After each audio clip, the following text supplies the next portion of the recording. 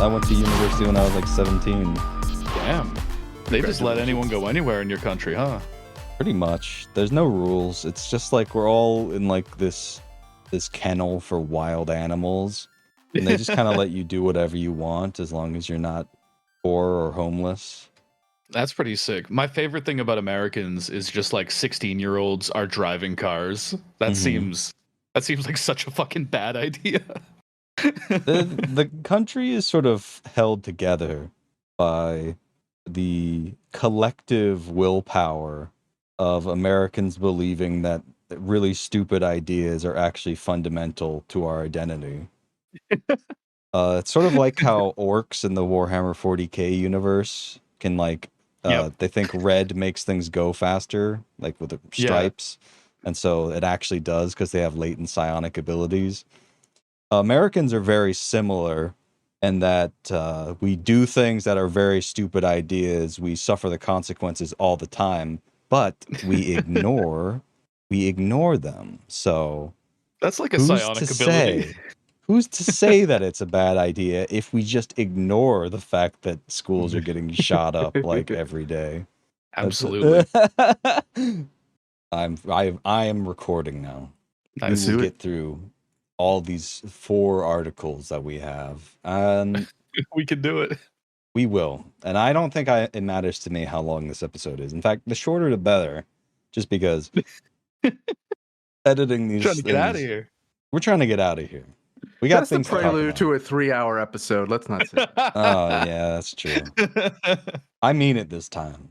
Like, I want to give the viewers their slop. They love slop. My heart has been warmed by the stories of Vigatoto viewers I've seen just rejoicing in slop. But obviously, they do seem happy about it. Yeah, they love slop. They love it. There was that post that somebody made about their cat. I think it was Glucose, about how we were all like, slop them up, give them the slop. And that was great. Yeah. But anyway, I guess I'll go ahead and get things kicked off if everyone's ready. Yep. I'm ready. Yeah. Hello, everyone, and welcome back to Video Games Are the Worst Thing on Earth. I'm Alton. With me, as always, is Reese. Hello. And Kay. Well, hello, Alton, my biological son. Thank you, Father. Today, we're going to just do a quick episode. It's been a while since we've recorded, and we've been meaning to record more, but things have just not worked out because now, well, one of us is in academia, which is not real work, and 2 of us have jobs now, and it has been hell. Hey, I also have a job. I'm being cyberbullied for being a nerd. What the fuck? That's true. YouTuber is the most real job that anyone has ever had. And it does, in fact, make you braver than the troops. That's true. Yeah, we need a new government organization, the National Podcast Association, to fund us, so we don't need to work. We can just wake up at any time we choose and scream at Bobby Kotick and take a year off. Hell yeah! Absolutely, and I think we need a lot of extrajudicial powers, like IDF style. I think that's important. Yeah. They're not going to get into that. No, we're not going to get into that. I'm just saying. Yeah. We should be allowed to do the types of things that they do, though. That's all I'm saying. Yeah.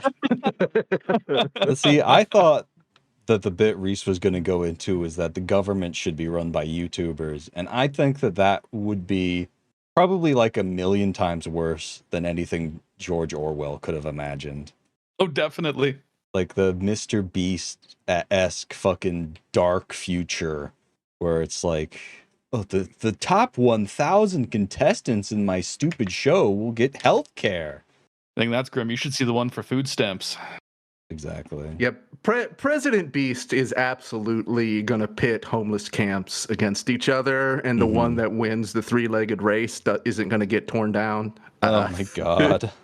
Fuck. President Beast. We shouldn't be allowed to say that on the internet. No. That is like... I love how there are just like very confused elderly Christian people on the internet who are like, that's the Antichrist. And I'm like, yeah, grandma, you're right. But, You're not right for the right reasons. Mr. Beast grew up like 45 minutes from where I live. Oh my Really? god. If you want a little peep into how Eastern North Carolina is a great place. I've had so much fun learning from you about Northern Carolina. It seems like the way that you describe it seems like this Tolkien-esque, kind of horrific place to live. Where you're talking about how they have like their own language, where it's like, what is it, a dit dot? There's a Well, yeah, you can't say that on the pod, buddy. there's a dit dot, there's a ding batter, Oh my there's a god. booster. It's pretty bad. I I think mean, it would be very much funny if you beeped all of those out when editing.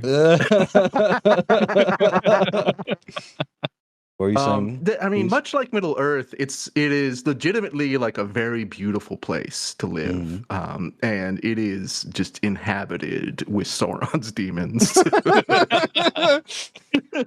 I've loved learning about the etymology. I've also loved learning about the various flora and fauna, like your sea orcs, like the term I'd never heard before that you just Sea described. Like, orcs? yeah. Yeah, I mean, it's a pretty rural area, but it's also a tourist town. So like 2 months a year, there's a lot of tourist industry there, and there's a type of guy who just exists within the kind of like the boating tourism industry, and we have like, fucking Michael Jordan's huge yacht will cruise on through sometimes, and so there's an industry around that, and so there's just this type of guy who wears a Salt Life shirt, very very weathered. Drives a massive pickup truck, and you should fear. The sea orc. Reese, this is very exciting for me because I think I was telling Reese and Kay about this nightmarish encounter I had when I went on, like, a friend of a friend's birthday party was on like a party boat, and Was that a sea orc? it was driven by what I can only describe as a sea orc. Oh shit. Alton, it's not safe. It's not safe on the island. So I think that a sea orc is not like this makes sense, obviously. If they have access to the sea, they can spread out far and wide, but I don't think Absolutely. sea orcs are limited to North Carolina. And when I saw one, I was so excited. I was like, "Oh my god!" We have our own variants. I'm sure they have different markings and can spit a different kind of poison in Hawaii, but they're everywhere. Where there's the ocean is a gas tank away. Yeah. And so speaking about jobs, Reese, it sounded like you wanted to tell us about like the dark nexus, the dark void, if you will, that we have all supped from quite frequently here on this podcast and spoken of in somewhat joking terms. But now you actually have worked there. Yeah, it's true. I work a fast food job at Taco Bell now. They are the ones who called me back, so that's where I started working. But also, it was kind of a good get because our Taco Bell I don't fully understand why. It's not like we're the only Taco Bell in the area. It just has immense staffing problems, and they're just desperate for somebody who can show up for lunch rush and like push buttons on a POS system without screaming. And yeah, it's honestly, it's a perfectly fine job. It's like if you've ever played Diner Dash, like that's more difficult. You'll get in trouble in Diner Dash if you fuck up. That's not happening if you show up on time at Taco Bell. And I don't know if I want to talk about it, but I feel compelled because it's such a funny place. Just looking into the soul of 120 cars worth of Taco Bell desires is just immensely psychically powerful.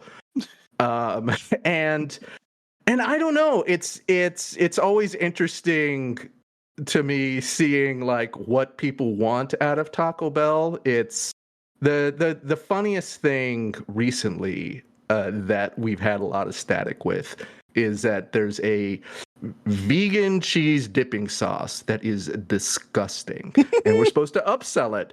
And man, if you should try telling an 80-year-old elderly woman who's lived in Eastern Carolina all her life what veganism is if you want her to die.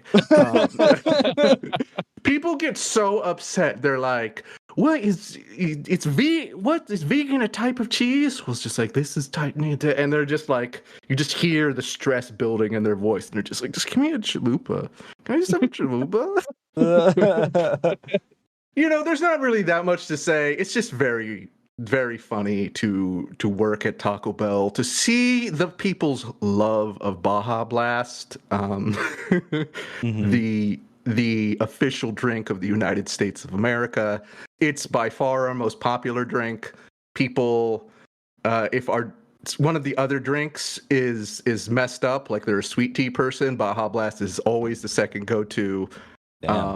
And it's, I feel like I'm dispensing some like evil sci-fi nectar that has nanomachines in it or something. It's insane. So yeah, I don't know. And the thing is too is that like there's not. It's just a job. It's just funny. It's just always funny that I'm just like, yep, I'm here in Taco Bell. You'd think that like eventually, right? The fact that we've been making jokes about Taco Bell on this show a very long time. I know me and Reese have been frequent customers of the Taco Bell. You think eventually, like, you just get sort of used to it, right? I assume at some point maybe you would, but it is very funny that just being in a Taco Bell constitutes a joke for both of us now. It's funny. It's funny to be in Taco Bell. While it calcifies around me and the echo of being in Taco Bell quiets, it never goes away. That's the managers who are 22 years old and have worked there since they were 13 or something are you were born in the Bell. There is a point where you break, and it's not like the Taco Bell goes away. There is only Taco Bell, and you can't think of anything else. But you can't forget it. The way that you describe like the long timers of Taco Bell sounds so deeply upsetting, honestly. Yeah, I started listening to the Magnus Archives, and this is from that, as far as I can tell. It kind of sounds like The Thief of Time, which I don't know if either of you have read that book, but it's like this entity that basically steals children. And Hillary Clinton? Nice. And then it like has like this pocket dimension that it keeps them in, where like the only seasons they ever encounter is like every single day is like Christmas, but it's really the creature stealing time from them. And if they stay in that place for too long, they turn into like these weird fish creatures that live in a pond. And that kind of sounds a little bit like what Taco Bell is doing. It sounds like a dark place, a place of dark rituals. I'm worried that Reese may become a fish now. You've put a fear into me. We'll see. I think I'm if not physically clockable, my emotions are distressing enough to the environment that I will not be able to be fully absorbed by the Taco Bell. It's like sometimes I'm talking to these, people who are like 15 years younger than me about, who are my boss, who and they're just talking about this sort of thing, and they're just portraying Taco Bell as a place you're supposed to care about, not just on like a job level. And it's just like, buddy, I got friends at home. I'm okay. Yeah. And it's, and honestly, everybody's perfectly nice. It's honestly, I have never worked the line in a kitchen, but I've worked in a fair number of kitchens, and this is the cleanest kitchen I've ever been in. So it's not like actually that much of a dystopian environment. I actually like working there, but it's bizarre. And I'm sure that there's any place where you can make enough per hour to live and maybe one day get out, I'm sure has people in a similar situation, because America is so dog shit. It's just funnier because it's Taco Bell. That's true. That's true. The way that you describe it, actually, I've been watching a lot of Twin Peaks recently, and I would kill for like a David Lynch directed miniseries, like soap opera miniseries about like life living in working at a Taco Bell. No, you were right the first time. You do live Living, there if you work there. well, I mean, obviously that's one of the weird dreamlike elements of it. It's like you don't go home. There's just like there's just like bunk beds in the back. Reese is in the Bell right now. Oh man. Yeah, absolutely. That was one of the perks. Reese, tell us the story about the time your manager called you all to like look at something that someone ordered. Somebody who ordered something for delivery from DoorDash, so we never saw their. You never saw the creature. We never saw the ghoulish visage of this person. But somebody, in a decision you can only make online, clicking buttons, your heart would never let you do this to a piece of food. Somebody ordered a chalupa, which is already, $5, and I didn't see the exact order on the list because it scrolled off the screen. But somebody added, it seemed, almost everything onto the menu on a single chalupa. And it was so horrible to look upon. The manager just like stopped all work and called everybody over to be like, look at this $20 chalupa. And let me fucking tell you, it was horrible. Talk about something from the Magnus archives. It was like a medical photo. Like, all the sauces, Taco Bell never looks good, but like adding like 7 different sauces to it, it was just like, this chalupa's infected. He needs a doctor. It's weeping, and only because one of the managers who had been there so long was making it where they were able to somehow fit it inside the chalupa shell. Like that's 20 like years of experience right there. Like exactly.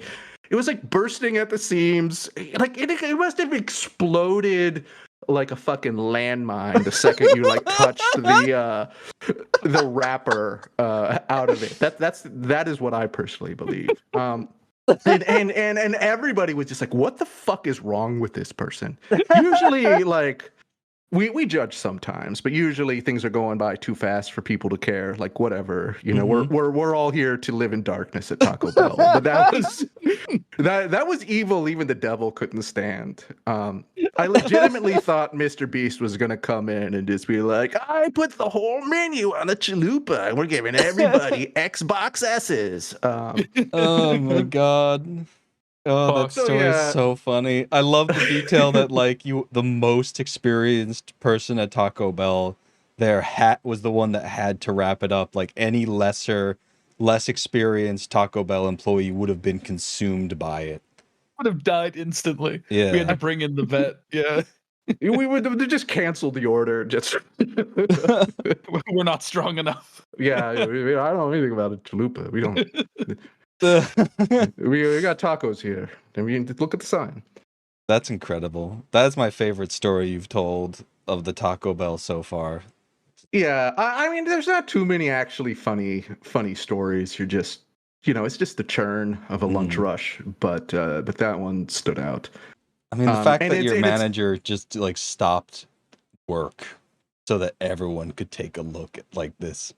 I'm just imagining it now, just like the horrible like sour cream pile, just like with other streaks of red and green going through it. Just God, yeah, I mean, like a shot from below, just looking up at the Taco Bell workers' horrified faces. And it was like a chalupa like this, and also a hard shell taco that was ordered in a similarly out of pocket way.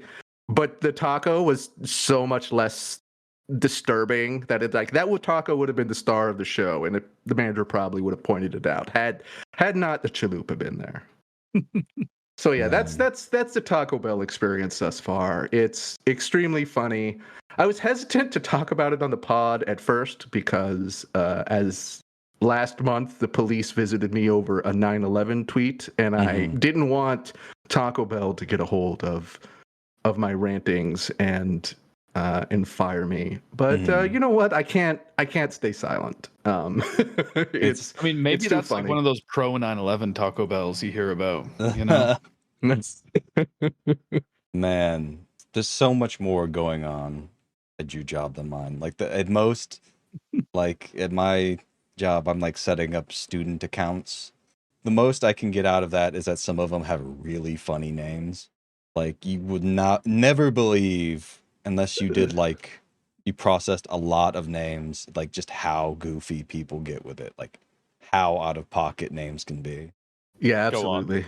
The problem with that kind of like story is I can't tell anyone about it because it's like their full legal name. Yeah. And it's going to be probably a name that stands out quite a bit. I suppose that wouldn't. Yeah, you can't just be like, oh, there was this absolute freak named Jurgen Foot Fetish. Here's his credit card number. I legit have access to these people's like social security numbers. That's awesome. You should give me a few, just like for fun. But that's for our special doxing episode on the Patreon. Give us $1 a month. The final thing I would like to mention at Taco Bell about Taco Bell, is I saw someone in the drive-through who had a quite faded Star Wars prequel wrap on their car. Awesome. And listen, I hate Star Wars, but I fucking love that dude. That was such a delight to just be like, buddy, that's Qui-Gon Jinn right there on your car. I love you. Just like a full like screen print on their entire car. I could only see the one side, but it seemed to be the case. He had a Zelda hat on. It was his thing. What? Damn. What This the guy fuck? Absolutely smashing puss. This is like, 100%. Did this person escape from like a 2003 era like video game webcomic? Yeah, and they're hungry. What? Oh, we're a bit behind here in rural Eastern Carolina. We just got the prequels, so you got to give them. I know that's not true. Well, actually, I guess technically the story where you and a bunch of friends went to see the prequels, and then you were in the car later and said, "I don't think that was good." That might have happened in college, which I know you did out of state. Yeah, no, that was I was not living in North Carolina at the time. Mm-hmm. For that, because I lived in a place that had a movie theater. Damn. But yeah, and that guy was right. That guy was prescient, and he broke that whole car with his truth. Just sitting in absolute silence in the car ride home, just thinking about how that was a bad movie. There's so many things like that nowadays, like because of like how we don't have any new culture and everything just gets recycled. Everything now is just that. It's just like you enjoyed something like 20 years ago and make a new thing, and it's just like, whoa, I think that was bad. Yep. It's great. The trick is to become so jaded that you already know it'll be bad before you see it. That's what I'm saying. Then it can't hurt you. Exactly. And that's why, in conclusion, Baldur's Gate 3 is the worst video game ever made. That's what we came here to say. That's right. Yeah. I could tell some stories about Baldur's Gate 3, but they're all boring. They're all like, I played the video game. Oh my god, this quest was so good. Oh my goodness, it's so well written. And I think that is exactly the kind of thing that infuriates me. I hate hearing about people enjoying a video game, even when I'm the one enjoying it. That's how we're much not here of a to hater enjoy I am. things. Right. No, absolutely we're not here to make friends. We're here for the $1 million in the form of a fraudulent PPP loan. Oh my God, we need it. Please, God, we need to go back in time and get a fraudulent PPP-ness loans. We could have defrauded the government for so much money. They gave out so much money to podcasters. And I feel like the fact that they knew about it, I'm very suspicious of it. Like, I feel like it was literally just a program to give out money to like the leeches and parasites and fail sons of our society. Honestly, I agree. Like that's what functionally happened, Like nobody else was taking out PPP loans for fucking podcasts. Just like this fucking fail daughter who's like the son of like the daughter of like a fucking senator or something, just being like investigating the world of politics from the quirky, snarkastic view of two single women living in Washington D.C. Just like, Ugh. I mean, I think the highlight one is Mueller, She Wrote, which combines the scintillating experience of reading the Mueller report with white women true crime, which is so fucking foul I can't even comprehend it. And I'm mad and I'm jealous. I'm a leech failed daughter. Where's mine? Exactly. I won't stand for this. I think that I am like an honorary failed son. I think that I deserve that because we've seriously contemplated as like the group of us just taking a week off of work to play video games together is just like the most, which I think is just shirking all its responsibilities as human beings is quite impressive. Yeah, and we should do it. Yeah. I mean, we've been doing this podcast for like 13, 14 years now. There's no going back. We're fail is scarred on us for life. Let's embrace it. All right. Should we actually talk about these articles we've got? Yeah. At least one of them. Sure. All right. Let's kick things off with a good, positive article, even though obviously we all hate CD Projekt Red for making video games, which is inexcusable. When will it end? But they have recently, CD Projekt Red devs unionized after its third round of layoffs in 3 months. So having a union means more security, transparency, better protection, and a stronger voice in times of crisis. This is from Eurogamer by Vicky Blake. I don't even want to read all this article. It just like it just goes to show that eventually even tech workers, when beaten like a dog enough, will eventually grow a spine, it seems. Yeah, I can't help but imagine that the amount of shit they had to take over Cyberpunk, most of them not really being responsible for any of the decisions that led to it being so fucked up, probably played a bit of a role in at least getting the disgruntledness to a point where people would do this, you know? Yeah, it's a studio with a massive amount of crunch, and I think that there's even more that probably was never really talked about just because it's their games are so huge and weird and broken that you got to just assume that they moved the entire CD Projekt Red team to like a slave galleon for like the last phase of the work. But it's heartening that a developer, I think, with deserving or not this much cred is unionizing. It's easier for gamers to complain about a smaller studio unionizing or something like that.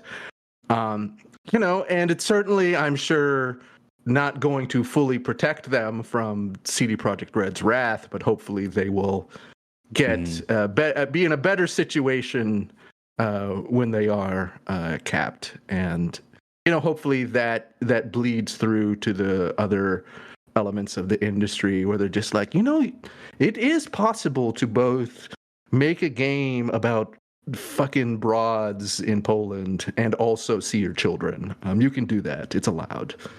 So yeah, kudos to I'll believe it when I see it. It's also worth noting that like crunch only becomes a story when it's kind of above and beyond what's considered like the normal baseline. I've been listening to a lot of like interviews with Josh Sawyer lately for some reason. YouTube just keeps recommending them, and he at least very much paints a picture where it's like there is a baseline of crunch that's expected and won't even get talked about. It just is part of the process. And I think that alone probably explains why we've been seeing a lot of unionization in the industry. Yeah, I mean, I think to some extent, anything with a deadline, there's going to be like a certain period of crunch, quote unquote. At least that's been my experience. When you have a project that you need to get done by a certain point, you always sort of, and I don't know, in my experience, you always underestimate the amount of work it takes to get it done. So you always end up like the last couple of days working really hard on it. Yeah, I think it's about how the industry so habitually doesn't give enough time for their expectations and how it's it seems like it's planned. Like from day one, they're intending to have crunch, and I think that's very different from you get to the final stretch and you just need to put more hours in. I think it's very different when even before production begins, you're like, there's gonna be crunch. Yeah, that's very true. Yeah, absolutely. I've worked on a lot of film sets, and and we've absolutely had attitudes where it's just like, we got to get this done. Everybody's sleeping on the set tonight, and it's because everybody's there and wants to do it. Most people on the stuff I worked on were volunteers, and it didn't feel exploitative because, it's just people working on a project. With everything I hear about the way game development is managed, it's not just like, oh, there's a tight window, and we fucked up here, we got to get it done. It's very much just like every person who knows what they're doing is screaming from day one that this is going to be a problem down the line, the scope is bad or whatever, and it's just total indifference because it doesn't matter what's going to happen. They're just going to keep the time clock on until you figure it out. And that being so pervasive, and it being rewarded with like pizza parties and stuff like that. It's not like an all hands on deck for a project everybody loves. It's just like Kay said, it's just baked in there to the point where a lot of managers can't even see it. They don't care that the game is being developed well. They just can push the make them work button, and it'll all even out in the end. They'll get their golden parachute or whatever either way. So and that's what they do, right, to gaslight everybody into it. It's just like, oh, we're all in this together to make Mortal Kombat. Let's get it done, team. A lot of gamers out there waiting to be moved by Mortal Kombat with the guy from Invincible in it. Who's that voice actor that they got that's like stunt casting, and she basically is like a robot? Megan Fox. Oh my god, yeah. Have you heard her voice lines? They're insane. No. They're so bad. Megan Fox is in the new Mortal Kombat? Yes. Wait, the guy from Invincible's in the new Mortal Kombat? Yeah. All right. His fatality is he does the subway moment at the end of Invincible to, Sonya Blade or whatever. That's kind of sick. That's fun. Listen, I'm not speaking ill of the fatalities of Mortal Kombat here. Only the way that they pay overseas developers like $2 an hour to look at gore photos for references. Yeah. I'm finding clips. Let me post it in the article links. Mortal Kombat 1 fans can't stand Megan Fox's Nitara voice acting. There's a couple TikToks here I want to listen to. The thing is, they had this exact same issue with the last Mortal Kombat where they stunt casted Ronda Rousey, and MMA fighter to pro wrestler Ronda Rousey wasn't super invested in doing video game voice acting, and they had to like replace her essentially. Didn't she also get canceled? Yeah, I mean, of course, I'm sure Ronda Rousey is not a thought leader in moral good ideas. How dare you? So that was an issue. Maybe not in your household. How dare you, Reese? How could you say that about Ronda Rousey, beloved MMA fighter, and thought leader of America? Front runner for replacing Kamala Harris in 2024. Oh, Ronda that would Rousey. be amazing. Let's do it. Let's finally replace Joe Biden with Ronda Rousey. Let's do it. You couldn't do a worse job. Well, maybe she could, but that would be funny. I Lots listened to think to about. the Megan Fox voice acting. This is shocking. I want to listen. I'm going to listen to the TikTok down here. I want the viewers to hear it too. You won't welcome us in your realm? We already have enough mouths to feed. Serena's right. Because of Quan Chi's magic, my realm's people are no longer poisoned by sunlight. We've finally escaped the shadows. Are we of the same blood? Mine is superior. You could have paid someone so much less to do a way better job. That first TikTok in the article here is fucking brutal. bad. Jesus Christ. That's great. I love when Video games need to bring back dog shit voice acting, IMHO. I'm on Megan Fox's side here. You know, you hear the stories about working with Michael Bay and what she had to work through. You know, the way, women are treated in general, and certainly, they're not treated that much better in Hollywood, we found out, shockingly. But, like you get like a massive payday to read, like, for one day, oh, my home in the netherworld is threatened. I will kill you all with blood. Like, I'm on your side. Why would you care? Is my question. That's true. That's such a good point, Reese. It's Mortal Kombat 1. Like, there's nothing worth reading. I respect people who actually put in effort into dog shit projects, honestly. Like, that's sort of why I don't like Harrison Ford. Like, bro, you could have just not agreed to do this movie. Why are you, like, just half-assing it? Like, quarter-assing it? You don't need the money. He loves money. He doesn't need it, but he doesn't need it. He's like, he probably has, like, enough royalties off the first 3 Star Wars movies to just live in a palace forever.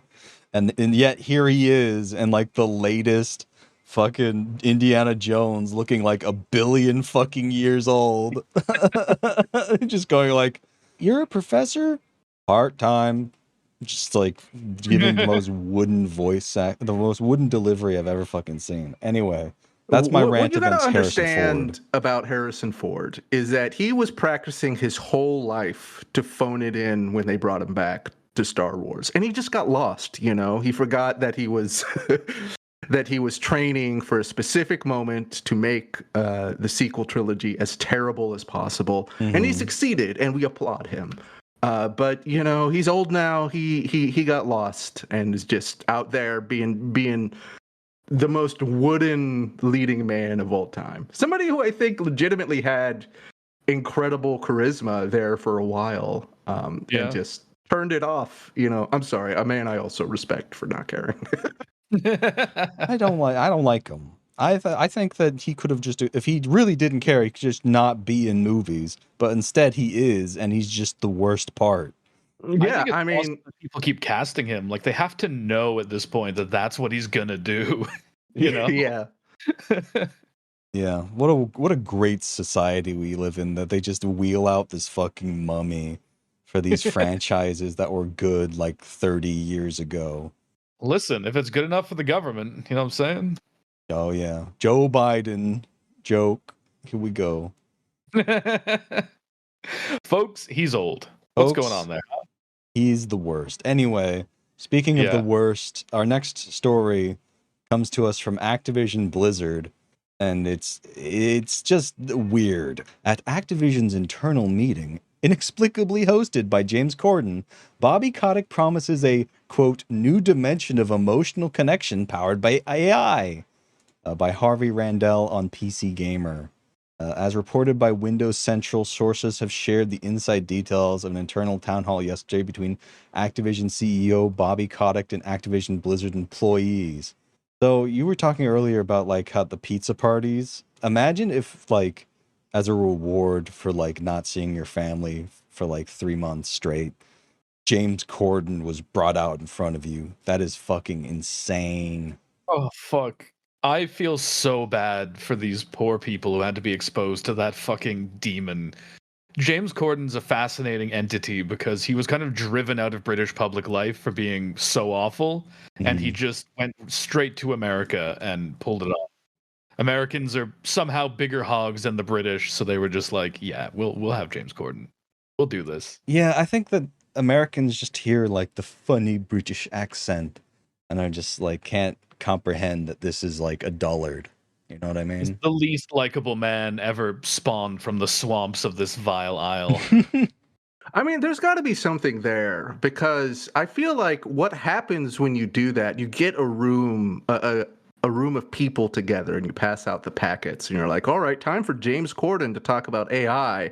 Like, that's a Bird Box situation. Everybody just slamming their forehead on the corner of the table to kill themselves as quickly as possible.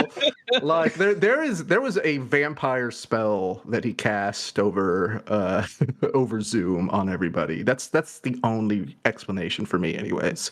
I gotta read this next bit. Kotick spoke to Corden about how the company's leadership culture, one he described as, quote, magic and special, would Oh my God. continue. The CEO also spoke on the future of AI in Activision's Futures games. Quote, if you look at the new technologies that are on the horizon, we're going to be able to do things that we've never done before with AI and machine learning. ... We have characters on the screen in video games with mouth movements and facial animation that is realistic. You're going to have a new dimension of emotional connection that we've not yet mastered. Can you imagine, like, James Corden and Bobby Kotick in a room talking about AI? It's like the triple threat of the most dog shit things imaginable. Yeah. I mean, you have to think about the emotions people feel while playing Blizzard games. I mean, it's just like new ventures, new horizons of just feeling rage and despair. And to the point where I think, I think the AI is going to be infected. I think this is the start of Skynet. Is that the AI is going to get fed up with the 17-year-old screaming slurs at it? I just figured out why they're talking about facial animation, which seemed like a strange thing to talk about with AI, but the next thing basically just made me realize why.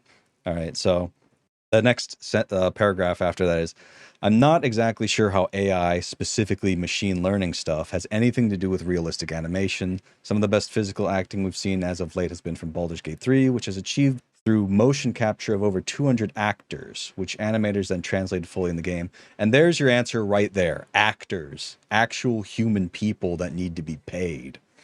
As opposed to a dog shit computer program that doesn't work. Yeah. Yeah, pretty much. Unionized people, specifically actors. Oh, yeah, exactly. Famously. I mean, I remember one of the kind of, at least start of this for me hearing about it was when they were filming Matrix Reloaded. The reason Jet Li refused to be in it is because they wanted to just record all of his motion capture all of his moves and then just have a library of Jet Li action that they could use wherever. And he's just like, no, I'm an actor with dignity. I'll just star in the biggest Chinese movie you'll never see and not do this. And it's crazy to me how prevalent this idea is, especially for like acting. I feel like there are things, not that it makes more sense, but it feels like you can get away with it more. But there is nothing that comes off worse than like a wooden performance as we've just listened to. And it's just like the idea that they're somehow going to get anything achieving parity with Baldur's Gate 3 with AI is so funny. It is. We're in a roller coaster dive into some of the worst dog shit we've ever seen. So get ready. Exactly. It's going to be so good. Anyway, speaking of the worst dog shit we've ever seen, Kotick also highlighted Elon Musk's Neuralink and as an example of technological advancement he's keen to see develop, as in the fucking like brain implants that's just like murdered like hundreds of monkeys. That's insane. Kotick also hates monkeys, I guess. Oh my god, I talked a little earlier about the physical experience of interacting with something on screen. I think you'll see things like Neuralink. You'll actually be able to interact with things on screen where there isn't a controller. I just see unlimited potential for what we do. That is the most insane thing in this article, I think, because Neuralink is 100% just this insane pipe dream scam that's going to just give the first human testers like horrible fucking like seizures and shit. I have had a number of jobs at this point. Oh, well, two, where I've had to work pretty closely with a CEO, and they're all the same guy, as far as I can tell. They're the sort of guy who's just like, they vaguely have a notion, and they're just like, yeah, that's a thing. That could be a thing. He probably read an article about Neuralink and was like, yeah, we'll do that. We'll do Neuralink. I'll bring that up at the fucking meeting. They're not like intelligent people or like human beings as you might normally understand them to be. So they do just kind of say things, and that's the impression I get from Kotick.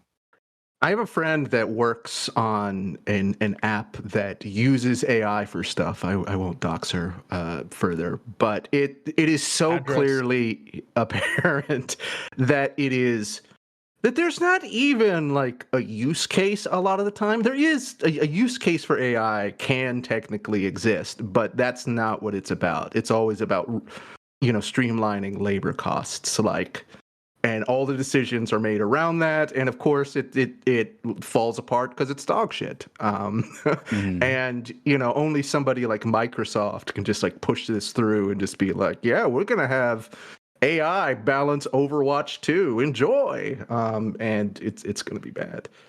I'm just super enamored with the quest of tech capital to try to remove the labor factor from like the capitalist economic system, while attempting to sell their goods to people who require labor to be able to buy their goods. It just seems like a good system to me that they're trying to create. And it's crazy to me that they look at something like Baldur's Gate 3 and they're like, oh, this is great. What if we stripped mined it and it sucked? That would be such a boost to our metrics. And yeah, they pretty clearly just want to get rid of any skilled labor, any particularly organized labor from any of their products, because that's what it is. I mean, anything that Activision Blizzard shits out isn't a game; it's a product. It's just like this is horrible fucking. What's the term again? Focus group. Yeah. Focus group to hell ass product that is just every decision made was made in like in a board of directors like meeting room. There was no like any human creativity was done on behalf of like the worst monsters imaginable. Yeah. Like every ex-members of like George Bush's like fucking government somehow.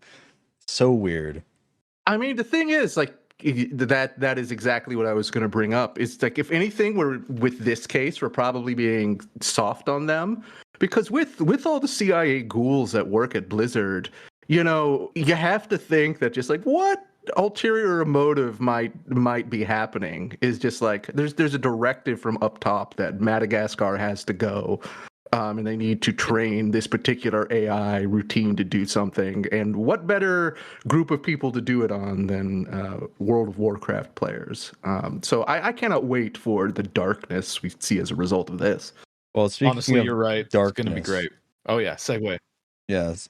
Not to interrupt you, Kay, but this is also following the news that Activision Blizzard is now officially successfully acquired by Microsoft.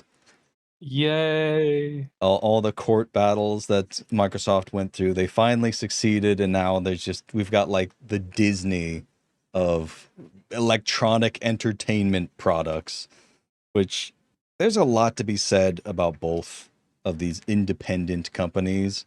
Microsoft, oh my God, Microsoft, it has like a very long and storied history of being dog shit.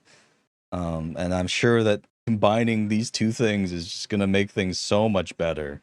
Yeah, these are the two companies that seem to be most involved in the state of the United States, because we read forever ago that story about how Microsoft is doing like some sort of like next level combat shit for the military. So it's cool. Maybe Overwatch 2 will be better now. Wonderful. The implications of this are, I think, a bit too far-reaching to speculate on. I have absolutely no idea how, in the long run, this is going to affect. This is going to affect gaming. I imagine in the short run, we're probably not going to notice anything. Oh God! But it's going to be. I can't imagine anything good happening. Oh no! Are you what good? Come on. This is a merger of Microsoft and Activision Blizzard. This is. Something was summoned when that was legally finalized, and we don't know what it is yet, but we'll see. Keep listening to the Magnus Archives, Kay. You'll get an idea. All right, so that was depressing, but we don't want to end on a down note. So we have possibly, this is something that Reese shared, And I'm excited to close out with this one. So Reese, take us through your article, your contribution to the pod. Okay, so this is an article from Kotaku. So from Elon Musk's newest work of art, which is his biography, we get 9 video game tidbits from the Elon Musk biography. Mm-hmm. And he is quite obviously an insufferable nerd. The first one I would like to point out, I'll just point out a couple. Some of them are just more like, oh, he loved this weird old game called Lodestar, The Legend of Tully Bodine. You're just like, okay, sounds... he's a huge nerd. But the first one on the list was when he was in a relationship with Amber Heard. He made Amber Heard dress up like Mercy from Overwatch. And then to own her later, consensually posted the lewd dress up of it. Jesus Christ. And so the quote here is, Musk told her that she reminded him of Mercy, his favorite character in the video game Overwatch. So she spent 2 months designing and commissioning head-to-toe costumes so she could roleplay for him. That is so upsetting. I don't even know what to say. That is viscerally upsetting. Why? They can see that he's Elon Musk, right? I don't. Yeah, we've all seen the pictures of him getting off the boat where he has like this weird Duplo ass fucking box chest. He looks like a creature. Yeah, I don't know. Not to victim blame. It's just whenever these types of stories come up, it's like, why would you date Elon Musk? I'm not following this one. He's so disgusting. I mean, I guess he's a billionaire, but like Amber Heard's rich. She's fine, you know. He has like negative riz. I mean, I guess negative riz. Yeah. I think the thing is that for a long time he had like a lot of cultural momentum, let's say, by like the whole media playing into this, oh my god, he's like Iron Man in real life.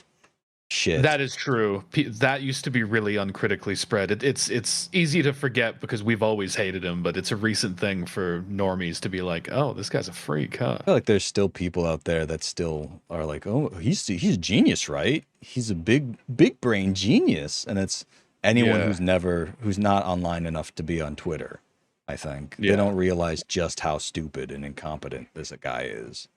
I'm not sure who it is. It might have been Iggy Azalea who posted an incredible Instagram story about the time that she visited Grimes and Musk and just how she was just like so openly disgusted and embarrassed for Grimes. That's Iggy like, Azalea. This is the God damn. See, that's a normal reaction to be like, Grimes, buddy, what are you doing?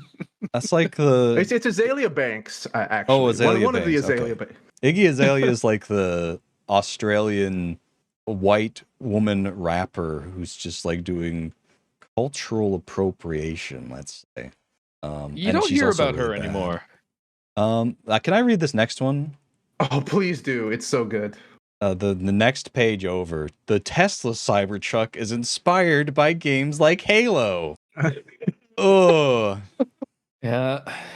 Quote, every God. time someone would point to a picture that was more conventional, Isaacson writes, Musk would push back and point to the car from the video game Halo. Bro. Oh, fuck me.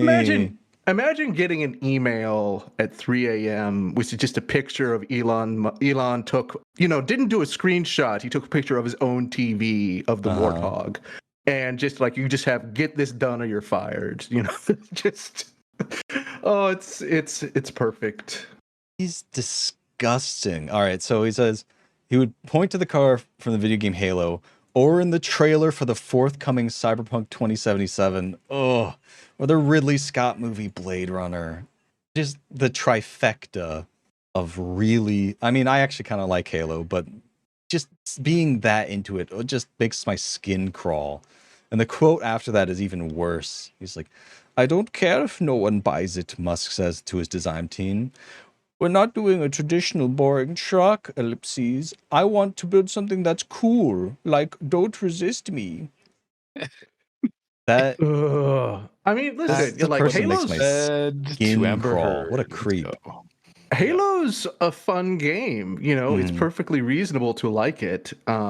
It is also a work of fiction about aliens and men in armor. You don't just be like, that should be like now. I should have a little grunt running into my apartment with plasma grenades uncorked, because that would be cool. Like, just the biggest dummy on earth. You know, we don't forgive gamers, and we don't forgive ourselves for gaming. But even more unforgivable is the poor media literacy involved here. Speaking of cyberpunk, the next one here on the list is Musk brought a gun to Grimes' Cyberpunk 2077 voice acting session. I've heard about this one before. This is he demanded like a petulant child that they give him a cameo. Yeah, it honestly, from the more expanded accounts I've heard of this, it was one of those haha, I'm kidding, but not really sort of things, where he's just like, oh, you know, let me have a cameo, or who knows what's gonna happen. It's just like the most feral toddler in control of so much. I don't know. Just, it would have been wonderful if when he got pushed down the stairs as a child, he died, because this is difficult to bear. I agree. It is so deeply cringe. So, quote, when Grimes was doing the voice recordings for the cyborg pop star she plays in the video game Cyberpunk 2077, Isaacson writes, he showed up at the studio wielding a 200-year-old gun and insisted they give him a cameo. Like, he was going it around pointing it at people like this. I assume, like, either decommissioned or unloaded, like, really old, like, blunderbuss era fucking firearm. He's just like, please put me in the video game. And what's really funny to me is that Grimes is like a cyborg pop star in the game. And if you click the link that they post underneath it, that's like, they did include him. His cameo is he's just like some corporate orderly. That's so fucking good. If you're gonna put him in the game, just make him just like this really small time NPC that has nothing to do or say. That's really fucking good. They probably resented it. I mean, what a shitty position to put them in. Like, this really famous, influential guy who's known to be like a massive asshole comes in and makes a demand like that. It's like, what happens if he shit talks our game publicly? It could actually hurt sales. So we better put him in the game. Like, it's fucked up. Yeah, and no need to get into it, this one, but one of the slides on here is just in general, Cyberpunk is a frequently tapped well of inspiration for Musk. Elon Musk must be such a fucking pest for CD Projekt Red, of just being like, oh, wouldn't it be cool if monkeys died from the cyberlink in Cyberpunk? You know, it would... Yeah, he's the kind of idiot who plays like dystopian sci-fi stuff and is like, "Oh, these are good ideas. We should do these." Oh my god, 100%. Cool. I'm now thinking that he probably got like the whole Neuralink idea from one of these fucking games, and he's just like, "That is such a cool idea. I'm going to make it real." And just hundreds of dead monkeys later, he's like, "Now it's time to put it in a human." And of course, the biggest idiots on planet Earth, like Bobby Kotick, are just like, this is such an exciting opportunity. I can't wait to put AI-generated Call of Duty NPCs into people's brains permanently with a malfunctioning cyberlink. Fuck. This next one's my favorite, even though it's not. I think it's a bit of an underdog on this list. Musk is obsessed with the phone game Battle of Polytopia, which he described inaccurately as a much more complex version of chess. God. And then, you know, you have the actual kind of they reference the actual game reviewers, and they're just like, it's an approachable kind of like entry baby civilization game. Oh my god. that he's playing, and they're just, you know, doing the video game thing of just you know, gassing you up for doing the simplest tasks. And Musk's like, oh yes, my genius. It is on display in this God. Dreamcast era looking fucking Civilization game. The last paragraph is insane. Did you want to read that or can I? Go right ahead. Musk's brother Kimball learned to play Polytopia because Musk had told him it would teach him how to be a CEO. Bro. But he Bro. eventually had to stop, quote, because it was destroying my marriage. Musk also tried giving up Polytopia after finding it was, quote, who's taking up too many brain cycles appearing in his dreams. But he re-downloaded it on his phone a few months later. Oh, my God. Oh, fuck. It's- Holy this- shit. It's so fucking good. This is the best. This is the Holy best detail, crap. in my opinion. One time, Musk refused to speak to Grimes for the rest of the day after she surprise attacked him with a flame ball in Polytopia. Oh my God. Imagine gaslighting and just being the worst fucking person ever in a relationship to massive, highly desired pop star Grimes because she ganked you in World of Warcraft. Jesus Christ. It is immense. You know, nothing will ever top his Elden Ring build. That gave us a window into just the least functioning brain on Earth. But this is special. This is incredible. Holy crap, Reese. This is amazing. I can't believe that this detail that he had to give it up because it was taking up too many brain cycles. That's such a fucking like a nerd who's also really stupid thing to say. Yeah. And that the fact that he like had a tantrum because his wife beat him at it. Oh, that's so perfect. That is Oh, fuck. so perfect. This is the most pathetic and disgusting thing I've ever fucking seen in a while. Oh All my right. God. Jesus Christ. And to round this up, All right. the final slide on the list goes Musk bought Twitter after playing Elden Ring. Musk started plotting the hostile Twitter takeover in 2022 after deciding a board seat wasn't enough. He flew to Grimes' hometown where he played Elden Ring. And right after he was finished, continued Igerson, he pulled the trigger on his plan and went on Twitter. I made an offer. And that's, you know, not the most tenuous or not the strongest connection, not the strongest claim to make. Mhm. Although it's very funny, Musk apparently described Elden Ring as a war and empire building game. How? How? How do you see like the crumbling empire of the Golden Order? Like, yes, this is a game about war and also building an empire, not kicking out the last crumbling pillars of it. What the hell? How is he so stupid? It's impressive. Every single person I know is at least 3 times smarter than Elon Musk. And the fact that he has the influence he does in the world is a fucking tragedy. Like, it's just amazing to imagine Elden Ring finally downing Godric the Grafted after, when he's level 128 or something, and being like, oh, I am a conqueror. I've fat rolled right through that early level boss. Let's do this. And just going on to absolutely destroy his own life. He could, despite everything else, he could have retired as being the most annoyingly beloved man alive if he hadn't just shown his whole ass on Twitter. And I gotta say, there's a lot of things I love about Elden Ring, but felling Elon Musk is maybe among its top plaudits. Elon Musk is 100% like an Elden Ring character. Like one of the dog shit shitty children of like America that just ends up being like this perverse like flesh pile that thinks it's the most wonderful being in the world. Like I could 100% see like a Musk-esque character. I would say Elon Musk is more like Gideon the All-Knowing, just an absolute annoying bitch that thinks he knows everything and knows nothing, and then when you finally face him, is the easiest experience in the game.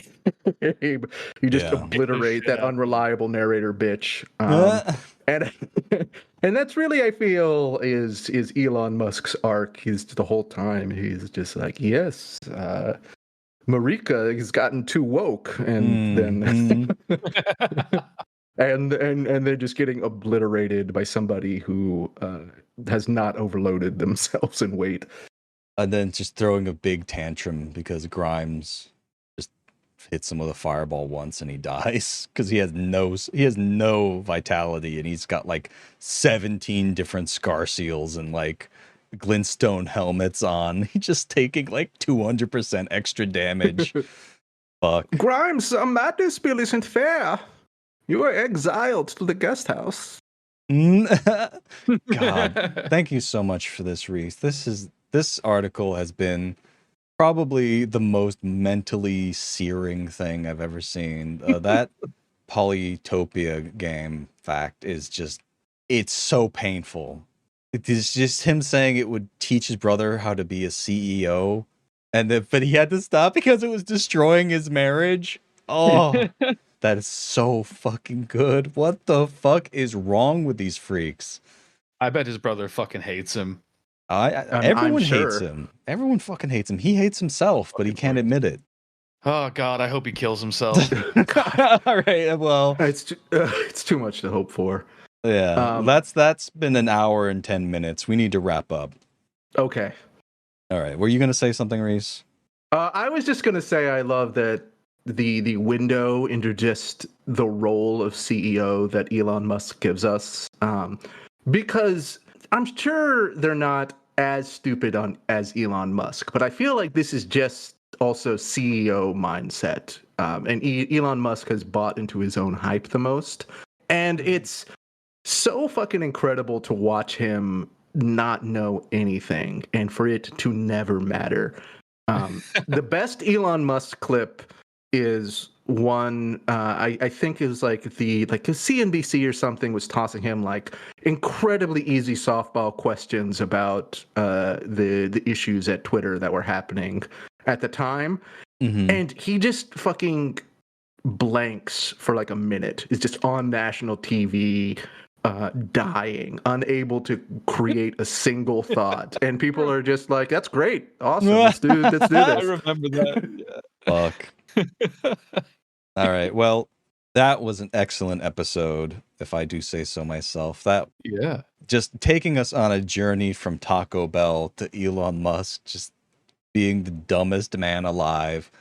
What an incredible afternoon. All right, well, Reese, where can people find you on the internet and all of your great projects? If you would like to experience my unhinged posting, you can follow me on Twitter and Blue Sky at Your Very Good Bud. I have a music podcast called CRT Sound System, where we just hang out and listen to video game tunes and chat. And I have a new project that I'm launching called Existential Warfare, which is just kind of like a one-on-one chat podcast that, I'm just goofing around with. So that should probably be out by the time that you listen to this. But if not, just wait patiently and stare at your computer screen until it pops up. Sick. All right. And Kay, where can people find you? Linktree/K and Skittles. You go my stuff. You look at, I got a YouTube channel. I got another podcast. I got, who knows, maybe I'm the one who's leaking the classified documents on the War Thunder forums. You don't know. Check out what's on there. Exactly. Absolutely. All right. And you can find me at Linktree/RudeFox Alton, all one word. Same deal. I am on Twitter. I'm on Blue Sky. I am on Twitch, although I have not had time to stream, unfortunately. I really enjoyed streaming. I wish I could get back into that, but I'm so tired after coming home from work that it will not happen for a while yet. So we'll see. Anyway, you can find us at videogamesaretheworst.pinecast.co for all of our great episodes. Or you can go to patreon.com/VGotTwito, where $1 a month gets you access to all our great premium episodes.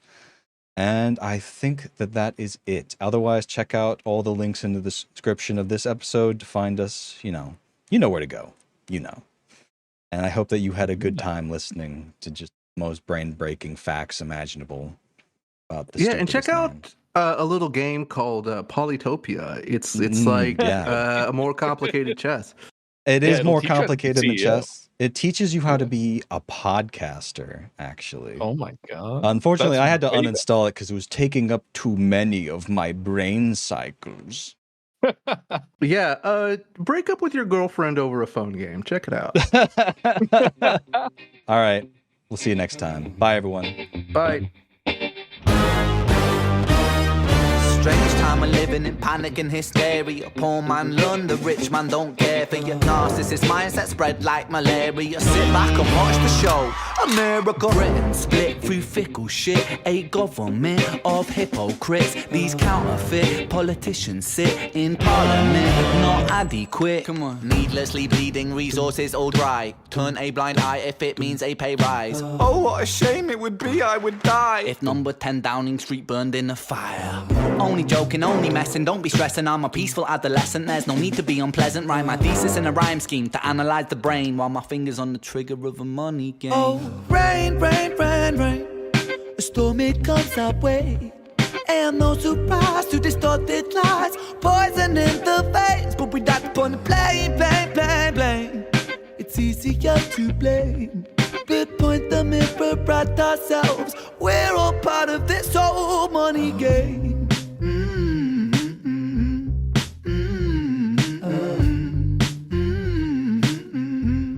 This old money game.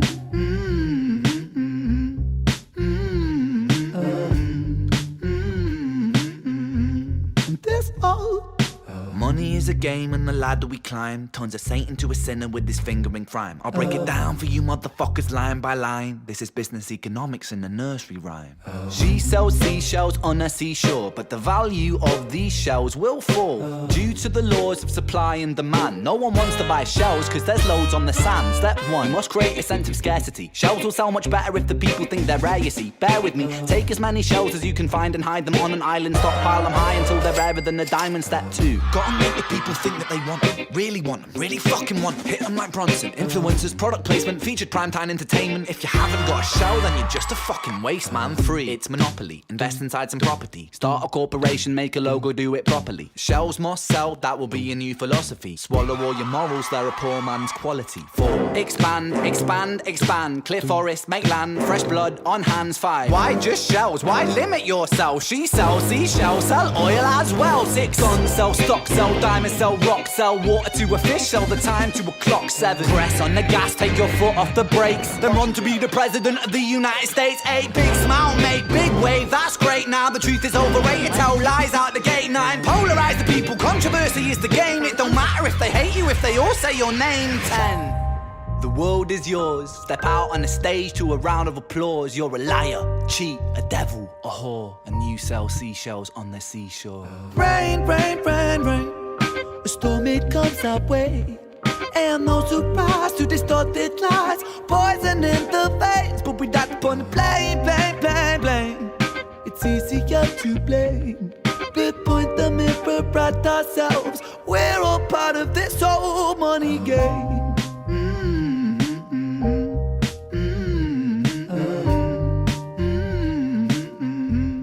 This old money game.